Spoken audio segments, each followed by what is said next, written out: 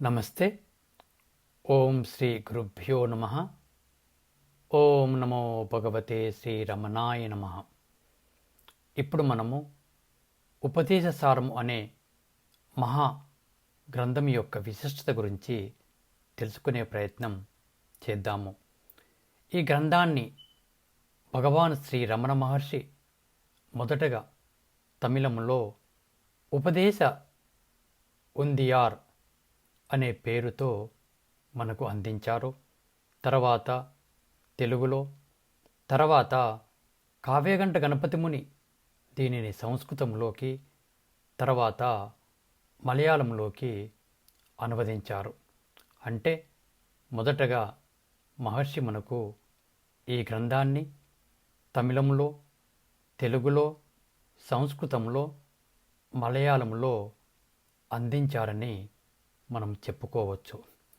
ఇక ఎన్నో కోట్ల సంవత్సరాల క్రితం ఎంతోమంది ఋషులు, గురువులు మనకు ఎన్నో గొప్ప శాస్త్రాలను, వేదాంతాలను మనకు అందించారు. వాటితో పాటు బ్రహ్మ సూత్రాలను, భగవద్గీతను, వేదాలను, వేదాంత పంచదశి మరియు యోగ వాసిష్టం అనే గొప్ప గ్రంథాలను మనకు అందించారు. మరి అన్ని గ్రంథాలను చదివి మనము అర్థం చేసుకొని వాటిని మనం ఆచరించాలి అంటే ఎన్నో జన్మలు పడుతుంది. అందుకని మహర్షి మనకు ఉపదేశసారం అనే గ్రంథము పేరుతో ఈజీగా అర్థం చేసుకొని పాటించే విధంగా సునాయాసంగా ఈ గ్రంథాన్ని మనకు అందించారు. ఇక ఈ గ్రంథాన్ని మహర్షి ప్రముఖ శిష్యులలో ఒకరైనటువంటి మురుగనార్ అందించమని కోరగా మహర్షి మనకు అందించారని మనం ఇక్కడ గ్రహించాల్సి ఉంటుంది. ఇక మహర్షి ఈ గ్రంథాన్ని 4 భాగాలుగా విభజించారు. అంటే 1 నుండి 30 సూత్రాలు ఈ గ్రంథంలో ఉంటాయి.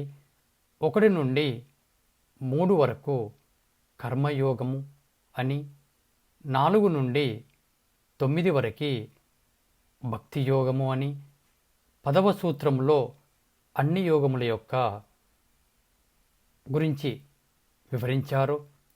తర్వాత 11వ సూత్రం నుండి 16వ సూత్రం వరకు యోగ మార్గం గురించి, మరియు 17 నుంచి 30వ సూత్రం వరకు జ్ఞాన మార్గం గురించి, జ్ఞాన యోగం గురించి వివరించారు.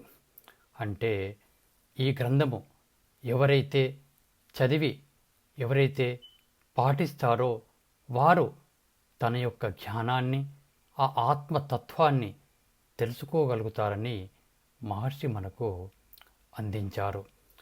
ఇక ఎంతోమంది శిష్యులు మహర్షిని తమకు ఉపదేశము ఇమ్మని ఎప్పుడూ కోరుతూ ఉండేవారు.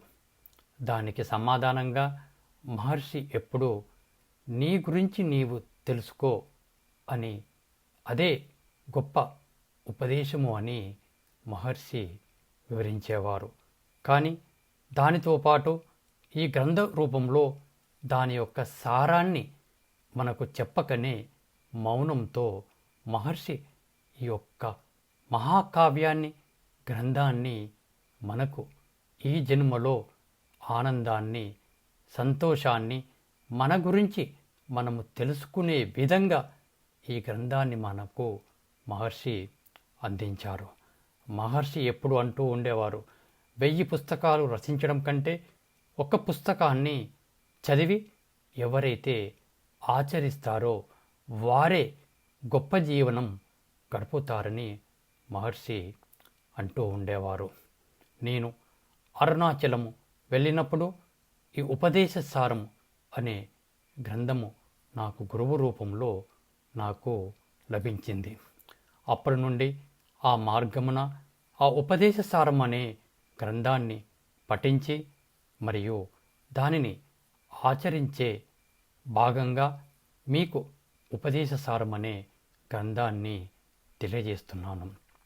అందుకని మనము వినడంతో కాకుండా దీనిని సాధనమున సాధించుకోవచ్చని ప్రతి ఒక్కరూ గ్రహించి విశ్వసించి మీరు కూడా ఈ మహాగ్రంథాన్ని చదివి ఆచరించి మీ జీవితాన్ని సంతోషదాయకంగా ఆనందంగా ప్రతి ఒక్కరూ గడపాలని కోరుకుంటూ ఆ భగవంతుని యొక్క కృప అందరికీ దక్కాలని ఆశిస్తూ విరమించుకుంటున్నాను. Thank you.